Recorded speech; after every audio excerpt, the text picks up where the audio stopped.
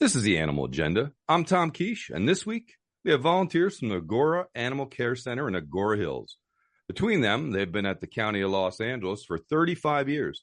Robin Kahrs for 23, and Tamy Rieder for 12. Tamy is also the current president of HHA, a nonprofit operating at the Care Center, and Robin is a former president of that same organization. Hello, Robin and Tamy. Hello. Hi, Tom. So, listeners, you may or may not be asking yourself, why volunteers from Agora, one of the two smallest shelters in Los Angeles County? Well, because many refer to Agora as the crown jewel, the country club, and because I visited several months ago and found that they take a more progressive approach inside a much larger, not so progressive organization. For instance, at many shelters I have volunteered or currently volunteer at, dogs don't go out of their kennels for days or weeks at a time. And, well, jump ball between the two of you. How often do dogs get out at their kennels in Agora? So in Agora, every dog that we're able and allowed to take goes out anywhere between 2 to 4 times a day. 2 or 4 times a day. So this is why they're on today. We're going to talk about that, how they do that. And I've seen it. They work like a choreographed team. So stick around. We'll get to that a little bit later. But before we go any further, is there anything in that intro that I mentioned about HHA or your time that we need to clarify or go deeper into? Just to clarify, HHA stands for Healthcare for Homeless Animals, and we're an independent nonprofit. That was my next question. So what is HHA? What does it do? And why is it important? I'll let Robin start. So HHA funds medical treatment for the animals that we have housed at the Augora Animal Care Center, which includes those animals from our service area and then also transfer animals that we bring in from our high intake care centers. Sometimes we'll approve an animal to come in that we already know about the medical that we'll be dealing with. And sometimes we get a surprise, and that happens more often than not. So then from there, Tamy starts doing her thing of getting the animals scheduled to go down and see a private vet in Malibu who takes care of most of our animals. We also use a emergency veterinarian, which is Oaks Veterinary Urgent Care, sorry. And then we also have horse vets and RVTs that we'll bring in when we have livestock as well. So Tamy, why is it important? For example, we have a senior program where we take every animal 7 years and older to see a private vet for a senior check. Seniors are the ones that are overlooked the most because people really don't know what they're going to get. They're probably, at least for the very least, they'll come with some dental disease. So we do a senior check, which head to tail, physical exam, labs, x-rays, whatever else is needed, and then we treat accordingly. So when a person comes to adopt, they actually at least knows what the animal has. But many times the animals get a second chance because they're healthy, and they get adopted. And, by doing that, we really reduce euthanasia, because many times animals will be euthanized for treatable conditions like pneumonia or kennel cough that doesn't resolve or things like that. So for those of you who are volunteers in the shelter systems, you can pick your jaw up off the floor at this point. And for those of you who don't know anything about what goes on in shelters, this is not normal. This is amazing. Most shelters, the dogs or cats come in and they pretty much get a quick once over by the vet because of the workload they have and the amount of animals. But here they are actually sending them to private vets and going the extra step. Is that correct? Can I sum it up like that? Yes. Perfect. We do work as a team with our medical at the care center. They don't have a fully I don't know how to word it, a fully working clinic. They have some things they can do and then other things they can't. So that's why having these private vets on board really make a difference. And there's a customer is able to really make a thoughtful consideration as to adopting an animal because they know in that moment exactly what the animal's medical situation is, whether it's short term and we've already taken care of it, or long term and it's something that they'll need to continue to treat. I think it's amazing because we have so many dogs and cats and they come back because they're adopted and everyone's happy, and then they go to a vet and find out they have a medical condition that's way outside their price that they can afford.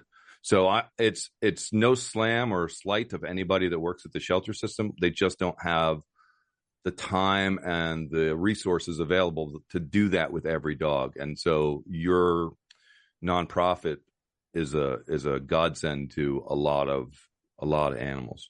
So a little frame of reference for people who might not know, LA County is 800 square miles larger than the combined area of the two smallest states, Delaware and Rhode Island. LA County has 88 cities within it. LA City is just one of those 88 cities. LA City has 6 animal shelters of their own. LA County has 7 of their own. Baldwin Park, Agora, Palmdale, Lancaster, Passaic, Downey, and Carson. And then within LA County, there are many, many individual shelter systems outside those two massive systems like Burbank, Sieka, Pasadena Humane, Long Beach, and many more. Each system has their own rules, protocols, and command structures. So I'm talking a lot, but I'm going to pause for a second and just get a disclaimer out of the way. All of us are speaking as individuals in our own individual capacity, not as representatives of any organization. So we got all that out of the way. Let's back up and say, Robin, you've been there 23 years. Mm-hmm. Your personal history of how you started there. Well, I had a friend that was volunteering there, had been a long-time volunteer. She herself had been there for 20 years. And she asked me if this would be something I'd consider doing. And frankly, I was hesitant because you do often equate shelter with euthanasia. And I didn't know that my heart could take that. And then she said to me, well, come try it because these are the animals that need you the most. I said, okay. So I did. 23 years later, I'm still there. Thank you for your service with that. Thanks. Tammy, how about you? What brought you there? Well, I adopted my first pit bull, and I came to the shelter saying, I want to adopt a pit bull. And everybody was very excited, but beyond that, people knew about the dog. People knew about the medical history, which was because of HHA. And it was just clean. It was working, like you said, like a machine. People were very courteous and very helpful. And that was in Agora. And I said, you know what? I love dogs and I want to give back. And this was like a match. So I started and slowly got into more and more programs in the shelter. And here I am today. Well, thank you as well. And thank you for introducing yourself at the Stand Up for Pit events where I first met you, and for graciously inviting me to the shelter for me to see it. Let's talk about how these dogs are getting out 3 or 4 times a day. How do you do things different there than at most other shelters? Well, we are lucky in that the program speaks for itself. I mean, Tammy mentioned that she actually came to the shelter and was impressed by what she saw and then came to volunteer. And we run into the same thing when we do events from our social networking that we do. They see the volunteers, they see the care that we give the animals. The volunteers themselves talk about the program. So the program has continued to grow just from word of mouth, really. And then once they get in the program, they see the care that we give to the animals, everything from the walks to the baths to the what we call pink time in the yard, where we spend really good one-on-one time with the animals, to the medical, to training if we need to get an animal into training, to foster care. I mean, the list goes on and on. We do everything for these animals that we can, short of taking them home. And sometimes that happens too. So we just really try to make them very comfortable while they're there. Right now, we have about 150 volunteers, and that includes cats, dogs, and we also have an equine team as well for when we have livestock. We have everybody on a weekly schedule. And so you're on a shift with other volunteers that have a like heart and mindset, and they work together as a family. And so we know the kennels are covered every day, all day long, while the shelter's open, and even before it's open and after it's opened as well. You're listening to The Animal Agenda. My name is Tom Kiesche, and I'm talking to two longtime volunteers from the Agora Animal Care Center, Kahrs and Tamy Rieder. Tammy, let's follow up on that. Like the nuts and bolts of it, what I saw 6 or 7 yards, and I saw a rotation, and I saw tags, for lack of a better word, going on each yard with each dog. Can you go into the actual logistics of how you get that many dogs out that many times? Yes. So each shift has anywhere from sometimes 3, which is a short shift, to 5, 6, sometimes even 7 volunteers. Depends on the time, depends on the availability of people. We all know what we come there to do. There are some people who will do the feeding, because we do have extra feedings for the ones that are too thin or had a dental and a few teeth were extracted, or for many other reasons. We have a walk sheet where we have the layout of the kennels, and we mark them as a urine holders, it's what we notice when they go to the yard and just go.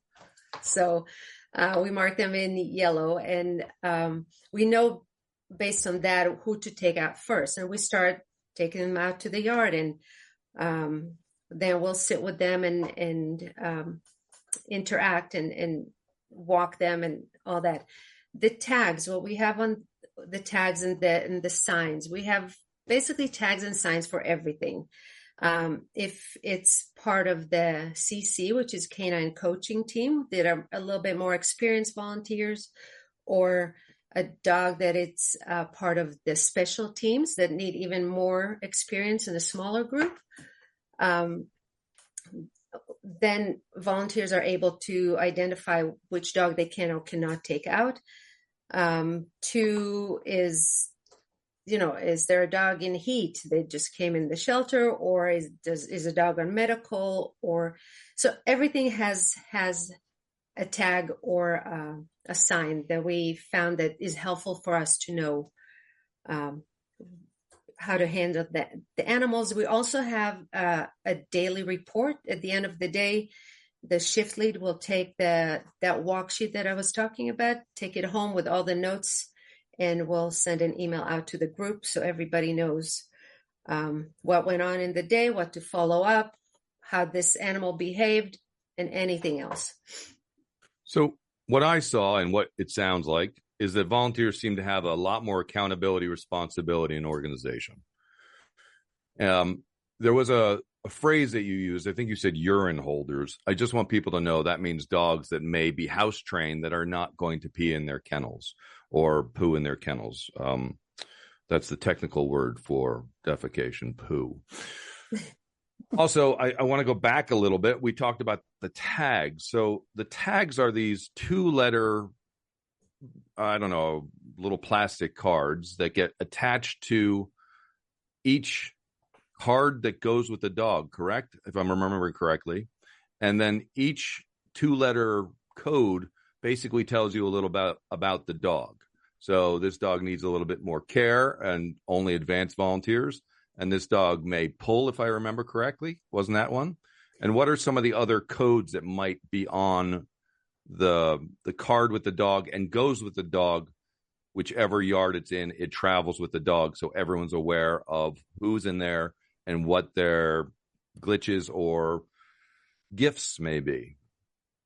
So I'll try and remember most of them, but there's many different tags.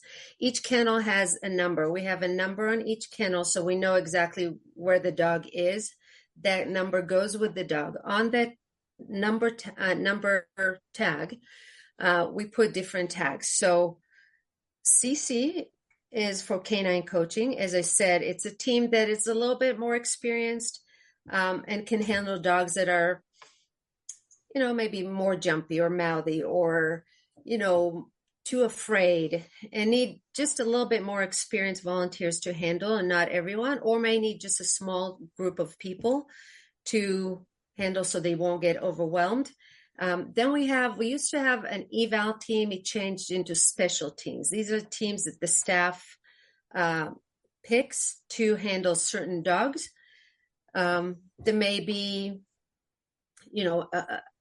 maybe we set up a protocol for how to handle that certain dog. So that special team will handle that dog. For example, we have a Saint Bernard right now at the shelter that initially we were concerned that he may be too strong because he's a urine holder and wants to go out really quickly. So we had a special team of people to make sure that he doesn't just pull someone down as he goes out. So things like that. Then we have a mouthy tag with dogs that are, and they may not be mouthy when they leave the shelter, as you probably know, but the stress does wonders. So a mouthy, strong on leash or a harness, use a harness if they have any kind of trachea, or the little ones usually need a harness because they always choke on the slip lead. What else? I can't remember. It's okay. I think we got the idea. And then there's 6 or 7 yards, correct? We have 6 yards. 6 yards. And then what I remember is that the first volunteer comes out and puts one dog in the first yard, another dog in the second yard, a third dog in the third yard. And then the next volunteer who comes in just starts rotating with that first volunteer. And so you're utilizing all the space at all times so you can get the maximum amount of time per dog, per yard, per day. That's correct. We have, actually, I have to correct myself. We have 6 yards where we use for the regular dogs on rotation. We have a puppy yard for the puppies, and then a transfer yard for animals that were just transferred, where we keep on a 4-day hold until, we know that they're healthy. They're not hold for adoption. They're hold for just not taking out. But they're still available. So yes, the first, in the morning, everybody's ready to go out. I say everybody's a urine holder in the morning. But yes, the first volunteer or the first volunteers take the dogs out. Then we let them be in the yard for about 20 minutes, half an hour, just so we can get everybody out again. So the next one will, after 20 minutes or half an hour, we'll walk the first dog out, and so on and so forth. So we can rotate everybody in and out. It's super organized. I was very impressed with that and the coding systems.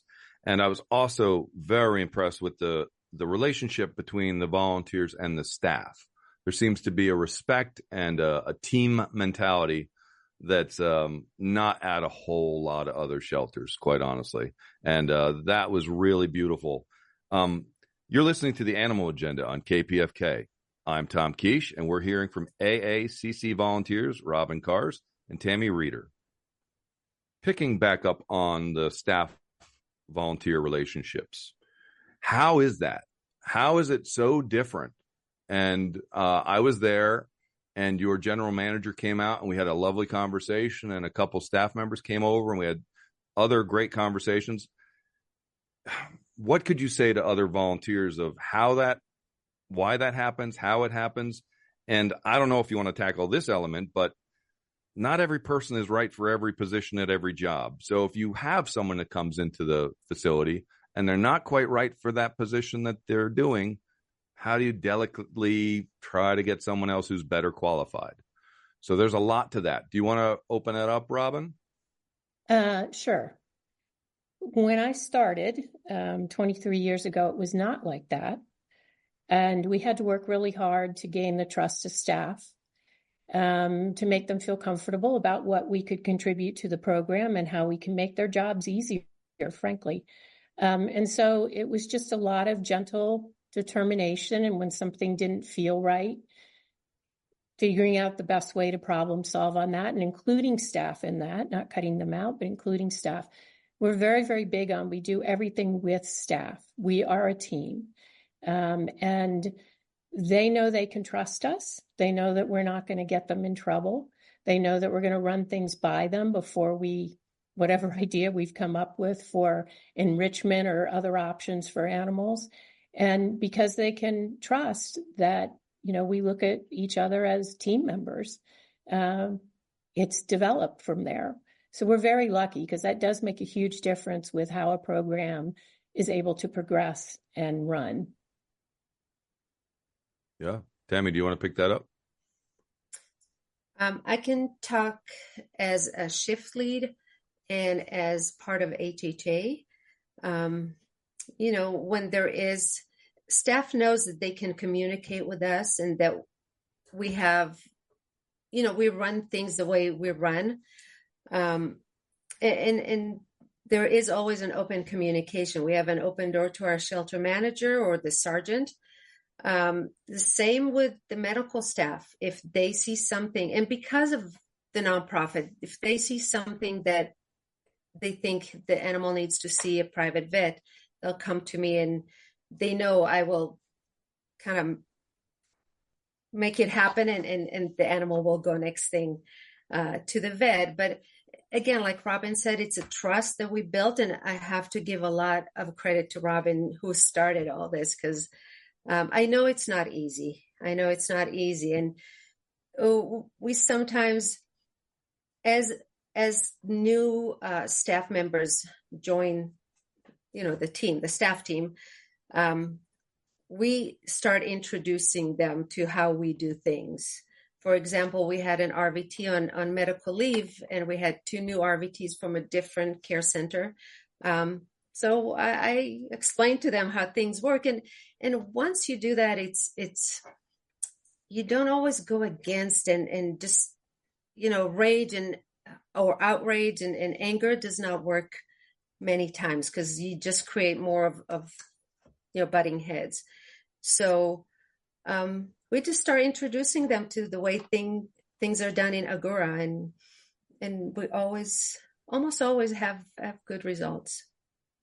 And we do run into, as you mentioned a little bit, sometimes there's a conflict. But again, we're open and honest and keep those lines of communication open, and it always works out. Let's talk a little bit about Agora Hills in general. How many kennels are there? I did mention it was small, so how many kennels are there? We have 48 on the main run, and then we have 3 in what we call our OB ward. So that's like one building at Baldwin Park. Right. So you're able to sort of, to me, if you can do it at Agora Hills or Agora, you can do it at a larger facility. You just have to do it to a bigger scale. But in my opinion, you have already proven that it works. Mm-hmm. So if you had advice for someone at another shelter that says, boy, all that sounds great, but I don't think it would ever work here, what might the advice be? Well, I think the first thing is that you have to have that relationship with staff, because that allows us to do a lot of what we do, and has allowed us to grow this program. They know that our volunteers are very well trained when they come in for as new volunteers. They know that they have leads like Tammy and I that they can come to and discuss if there's any issues that come up. I think it can be done in other shelters, perhaps to a smaller scale. I helped Downey out several years ago. The main thing is growing that volunteer program, and that's generally the hardest part of it. We're able to do what we do because we have a large volunteer program, and we have a lot of good support from the community in terms of donations. Whenever we need treats or whatever kind of product, they donate to us. So I just think it's a lot of communication, open and honest, and networking and keeping the word out there, and just keep moving forward. Even when there's something that's disappointing, we just keep moving forward. It's taken us a long time to get to where we are today. 23 years. Yeah, I mean, things started to change probably in the first, I'd say 3 to 5 years, but you get new staff and you have to sort of do the workaround on that based on what as I say, their come from is. But we have to work really hard at those relationships. And I think that's the important part. And you have to make them feel that, as I said, that we can be trusted and that we're going to be honest. And I think that's where things fall apart often, is if there's that conflict. And we work really hard to avoid that.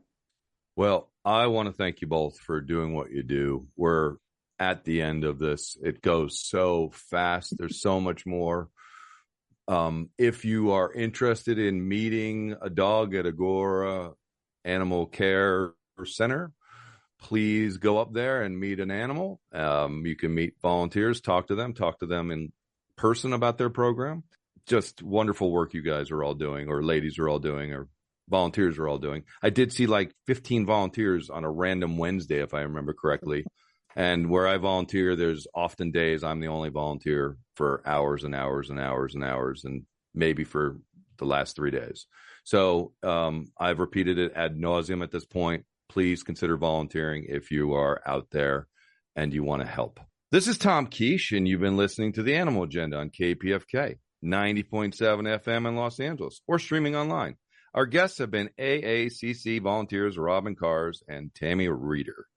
Special thanks to producers Marlena Bond and Melody King. The Animal Agenda is on every Wednesday at 2:30 p.m. Tune in next week once again for our next show. Thank you both very much for coming in. You're welcome. You're welcome. Thank you for supporting listener-sponsor KPFK by donating online at kpfk.org or by calling 818-985-5735. That's 818-985-KPFK.